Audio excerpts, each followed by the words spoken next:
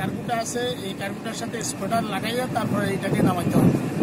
প্রথমে আমরা 40 টন যেটা আছে এটা হবে ইঞ্জিন, TC1 বলে। ইঞ্জিনটা আগে নামাবো, ইঞ্জিন নামাবার পরে নেক্সট ওয়ান যাবে আপনার বগি, মেট্রো রেলের যে বগি, তারপর থার্ড ওয়ান যাবে আবার ইঞ্জিন, তারপরে ইঞ্জিন থার্ড ওয়ান যাওয়ার পরে বাকি যে 4টা থাকবে, বাকি 3টা, সেই 3টা নামবে আমাদের বগি।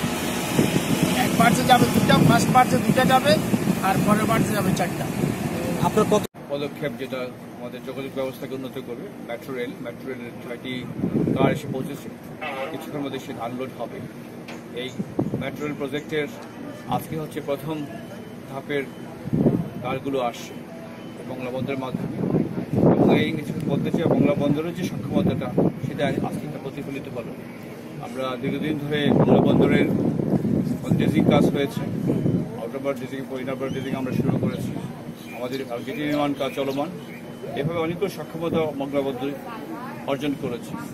আজকের এই মেট্রো রেলের কারের এই বন্দরে আগমনই আমাদের প্রমাণ করে দিচ্ছে মংলা বন্দর এখন সক্ষম, এবং সামনের দিনগুলোতে বন্দরের অন্যান্য প্রজেক্ট যেগুলো আছে সেগুলো সফলতার সাথে সম্পন্ন যখন হয়ে যাবে, ইনশাল্লাহ মংলা বন্দরের একটা আন্তর্জাতিকভাবে একটা মাত্রা লাভ করবে বলে আমরা আশা করছি।